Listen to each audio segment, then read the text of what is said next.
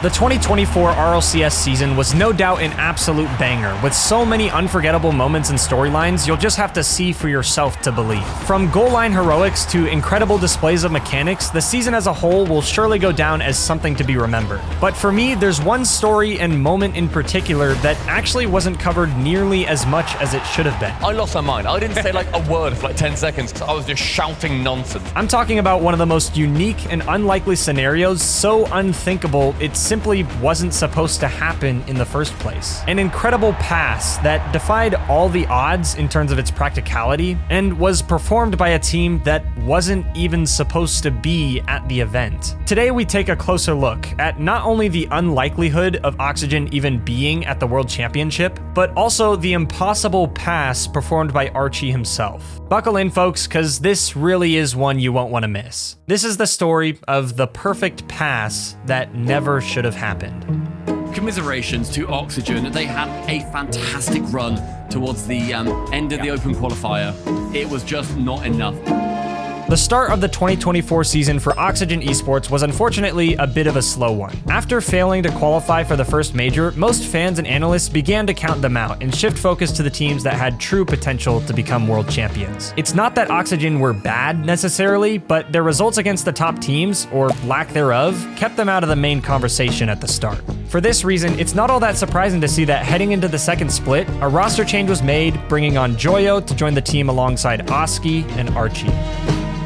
While this roster change was certainly an upgrade and helped their results tremendously, their shot at making Worlds was still incredibly slim. After qualifying for the second major, the only thing they had left to do was reach the grand finals of the event in order to accumulate the points they needed. But this dream of qualifying for the World Championship at the last minute was quickly cut short, as they actually failed to even make the top 8, a long shot from what they needed. And thus, Oxygen's season was officially over. No World Championship, it was time to start looking toward next year. Oxygen, celebrations moments before disaster.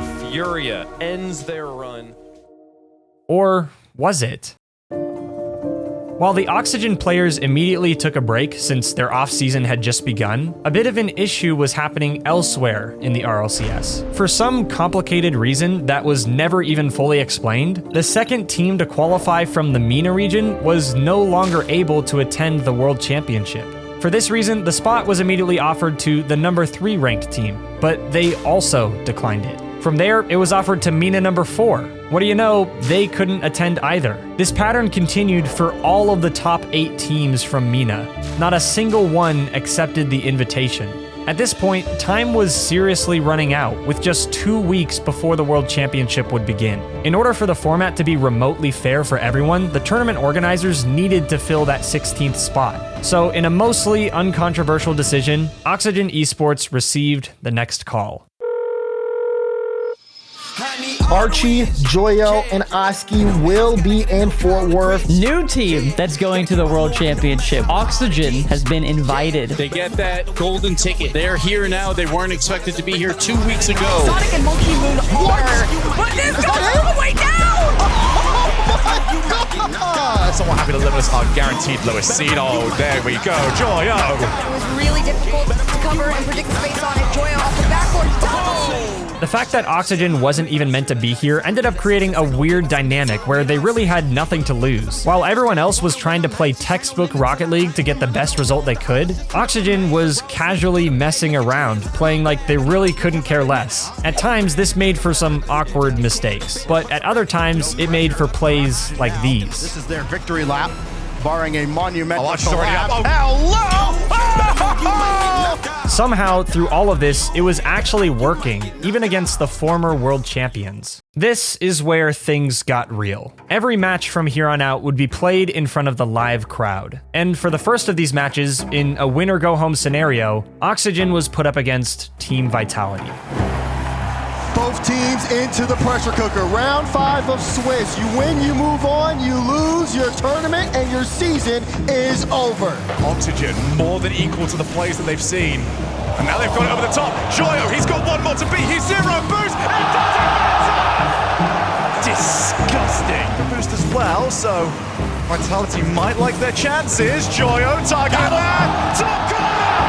The crossbar in! It's been very slow. Hold on, we're Cardoso versus Oxy, 1v1, looking for the bump, but Oxy got the save on the goal. Here's Sin, got the double.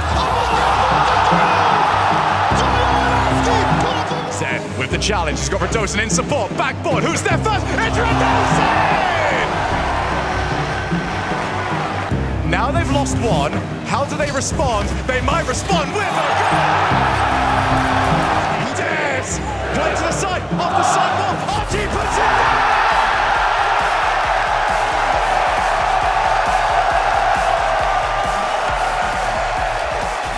We will have new world champions! This was never supposed to happen. Oxygen, a team whose season was supposed to be over, had now eliminated the former world champions before the playoffs even started. My man, you're not even supposed to be here. What are you doing? I mean, obvious. Are you gonna keep at maybe doing like 1 hour past 2 weeks? Because it seems to be working for you guys. Well, yeah, Archie's too cool for Rocket League, so he's on like 5 hours right now, I think. How many are you on? 3 hours. 3 hours past 2. Yeah, we're gonna play low hours because we don't care actually. Gibbs, it is now playoff time. It is also best of 7 time. Now that we're in the playoffs, the only teams remaining at this point are literally the top 8 in the world. It was unexpected for Oxygen to have even reached this stage in the first place, and to make things even harder, they received the unfortunate draw of playing Gentlemates in the first round. I say unfortunate because this team actually won the first major of the season earlier this year, and they were still power ranked in the top 4 even now. Basically, everyone using their brain expected this matchup to go a particular way. It's no wonder why the desk all picked Gentlemates to win this one. I'm also picking Gentlemates. It really is going to be a battle to see if Archie can continue on this journey through. And immediately, you know what, he looks like he's got a little bit of something to him. All the pros have been incredibly excited to see how he's been performing defensively. Behind Gentlemates, the pink wall is here, and so is Seiko in the net. Archie! Here on Forbidden Temple. And we see Oxygen with that lead, and immediately... To everyone's surprise, it was actually Oxygen who came out swinging with lightning-fast offense that Gentlemates just couldn't handle. And they took the early series lead up 2-0. From Oski, you see him have a little grin at the end of it too. But just ask, and any seasoned RLCS fan would tell you, you'd be a fool to count out Gentlemates this early. After a timeout to find their footing, we jump back in to Game 3. Seiko with the backboard, letting Oxygen throw shots towards them. Now it's for retaliation. Upward bounce from Joyo, and Gentlemates on top. Oxygen are going to have to be creative. This timeout really changed things for Gentlemates. Just because you don't have any time on the ball to think, to assess, and with the oh my God! Changed the path for the last 15 seconds of this game. But shot on target, it's going to be a misflip from Archie. Rocket League is a momentum-based esport, and Gentlemates had completely stolen it back. After shutting out Oxygen 2 games in a row, they had gained full control. Oxygen needed something extraordinary to not let this get away from them. And after a timeout of their own, they somehow found exactly that. Juicy popping it up, the draw out, Joyo, Itachi, Freddy's, and to the side it goes, Gentlemates! Game 5 began by looking like more of the same. Gentlemates exhibited patience and full charge of the game for the entirety of regulation. And these first touches are really hurting Oxygen, they may have to play tighter. Eventually, the clock hits 0, which of course means overtime. The next goal scored would put a team on match point, but the game is still being played on the Oxygen side. At this rate, it's simply a matter of time before a mistake is made. A minute into overtime, 6 minutes without a goal. After a minute straight of offensive pressure, Gentlemates finally get a breakthrough.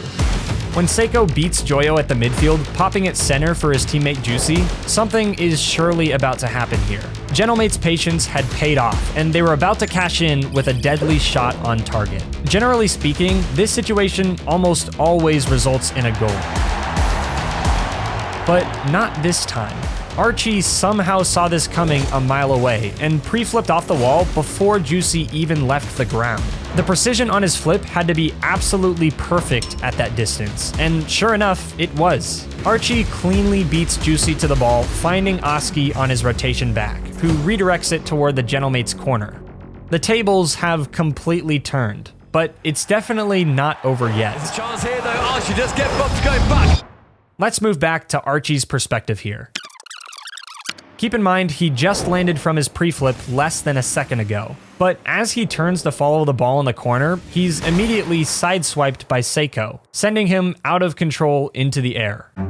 Taking a closer look, on contact, Seiko was actually just barely under supersonic speed, the minimum speed required for a demolition. But since close isn't enough, instead of us seeing a huge explosion here, this collision remains a high-speed bump, which normally would take Archie completely out of the play anyway. To be honest, he would be fortunate just to land comfortably, allowing himself to rotate out quicker. But in case you still haven't realized, this isn't a usual play. One way or another, Archie somehow keeps control over his car, recovers instantly, and delivers a perfect pass to Joyo at the midfield. Archie does get bumped going back, midfield.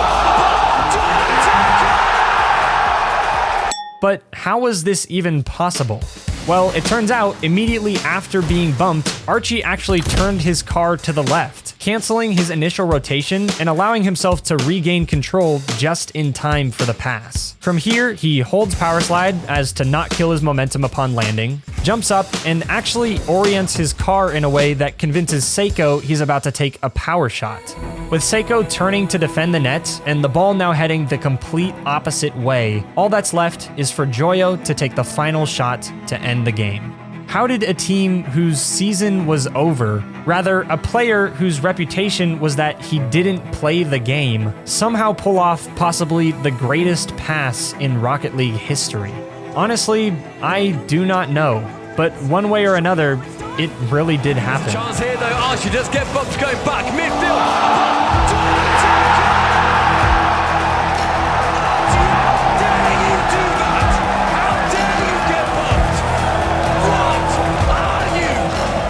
The amount of plot twists required for this play to even have happened really puts it into perspective. From their season being literally over, to the three of them quitting their practice for a time, the upset over the world champions, and perfect circumstances of the play itself. None of this should have ever happened, but that didn't stop Oxygen from doing it anyway.